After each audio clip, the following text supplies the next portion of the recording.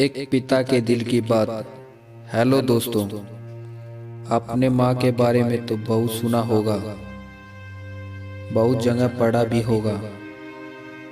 माँ के लिए अच्छी अच्छी हिंदी कहानियाँ लिखी गई हैं, लेकिन पिता के बारे में बहुत कम ही लिखा गया है।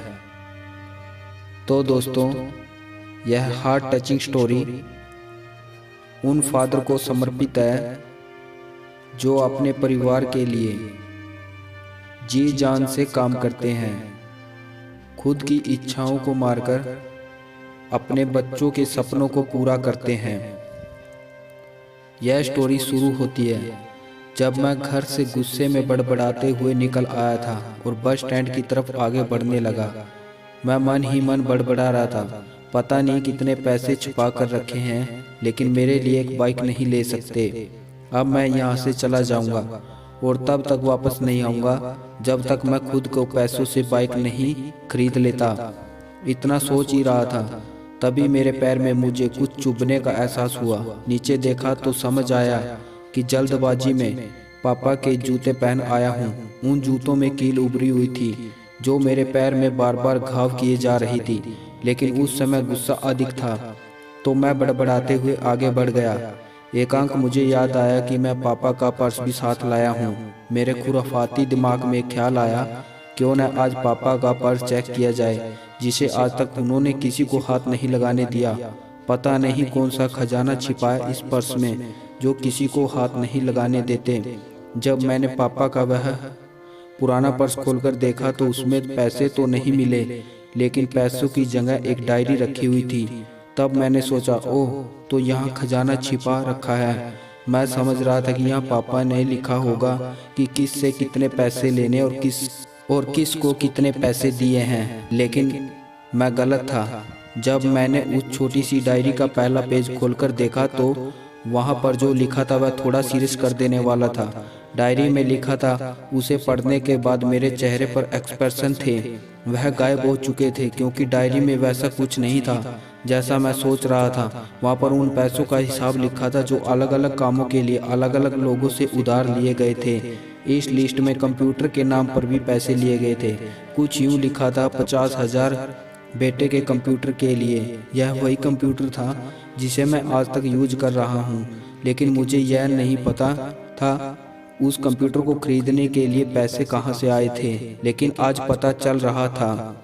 मुझे आज भी याद है जब मैंने पहली बार कैमरे के लिए जीत की थी तो मेरे पापा ने मुझे 2 हफ्ते के बाद मेरे बर्थडे पर ला कर दिया था, जिसे देखकर मैं बहुत खुश हुआ था। और मुझे खुश देखकर मुझसे कहीं ज़्यादा अगर कोई खुश था तो वो मेरे पापा थे।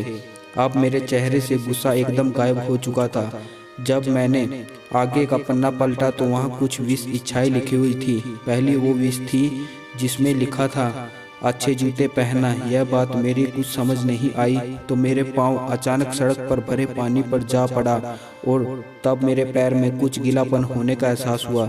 जब मैंने जूता उतारकर देखा तो उसका तलवा टूटा हुआ था। यह देखकर मुझे डायरी में लिखी बात याद आ गई। तभी मुझे माँ पापा की कही बातें याद आ रही थी कि कैसे माँ जब कहा करती थी पापा से, अब तो जूते पुराने हो गए, नए ले लीजिए, तो पापा अक्सर यह कहकर टाल दिया करते थे, जूते अभी और चलेंगे, अभी कुछ दिन पहले तो लिए थे। मुझे आज समझ आ रहा था कितने दिन और चलेंगे। साथ ही साथ यह भी समझ आ रहा था कि पापा पर्स क्यों छुपा कर रखते थे। तभी उस डायरी को पढ़ते हुए बस स्टैंड पर पड़ी मेज पर आकर बैठ गया। अब उस डायरी का आखिरी पन्ना बचा हुआ था। उस पन्ने को जब मैंने पलट कर देखा तो वहाँ कल की डेट लिखी हुई थी। तारीख के नीचे लिखा हुआ था 50,000 रुपये बाइक के लिए। बस इतना पढ़ा और दिमाग सन रह गया। अब मेरे मन में कोई शिकवा गिला नहीं बचा था। अब मेरी आंखों से आंसू चले जा रहे थे। मुझे आज तक नहीं पता चला तब मैं क्यों रोए जा रहा था।